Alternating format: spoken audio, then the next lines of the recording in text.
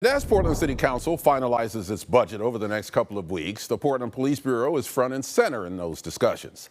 Should Portland increase the Bureau's budget or put more money into other priorities in the area of livability and public safety? Portland Police Chief Bob Day is here to talk about that and other issues the city faces. Chief Day began at the Bureau in 1991, and among other roles, he was commander of Central Precinct and deputy chief before he retired in 2019, only to return as chief in 2023 under former Mayor Ted Wheeler. Chief Day, welcome back to Eye on Northwest Politics. Thanks, Ken. Appreciate it. Well, Mayor Wilson's proposed budget added $2 million to the Police Bureau's budget to cut down on overtime and add more officers.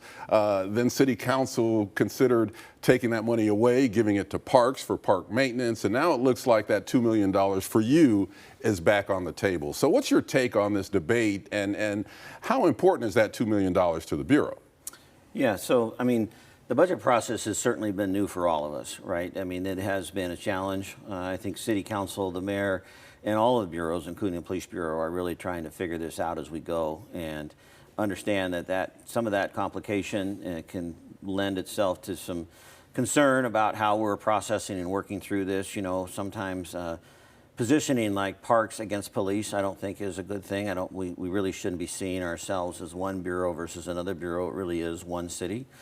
The impact around public safety, though, does really begin with law enforcement and with the Police Bureau, and the mayor's budget was designed and built with the intent to strengthen that work that's already been done, hopefully put us on firmer ground going forward so that we can reduce our reliance on overtime, get some of these calls for service and crime down, and have a more efficient, more effective Police Bureau in the future. So that's why the heavy investment now is really hoping to see that pay off on the back end in future years.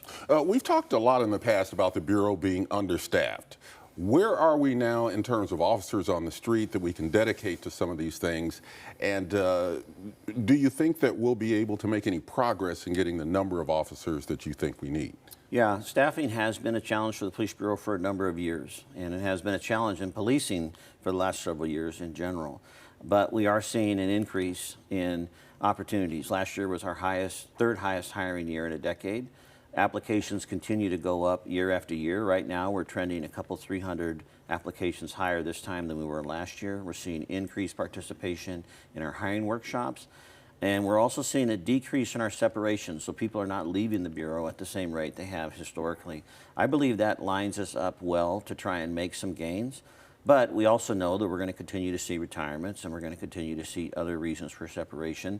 And my hope is that going into 26 and into mid next year that we will see incremental gains. We have right now about 800 positions filled total. That includes me all the way down to the 5 we hired yesterday, roughly.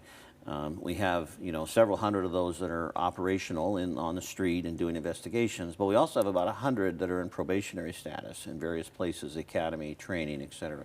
So along the lines of what I said about Mayor Wilson's effort to try and sort of get us on firm ground, this $2 million, I intend to invest in recruitment, in hiring, in training, and retention.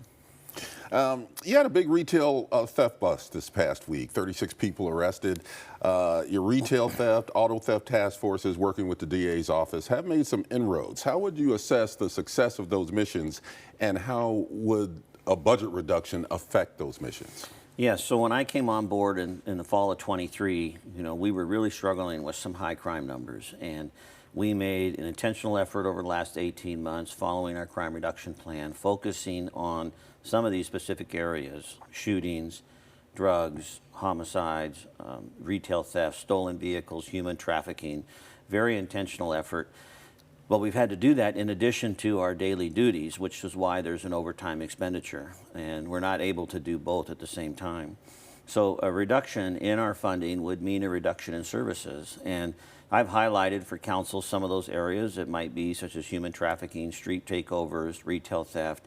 But the problem we face is that if it's not those, it's going to be somewhere. And it's really challenging as a chief, although my responsibility to look and see where we're falling short already. We're falling short in some of our areas certainly around property crime investigations. We're falling short in our response times, which are way too high. We're falling short in a lot of our investigative units, maybe around domestic violence or fraud or other areas. And so really there's no monuments left. If we make a cut, it's either going to be in some of this mission-driven work we've been doing, or it's going to have to be in other areas.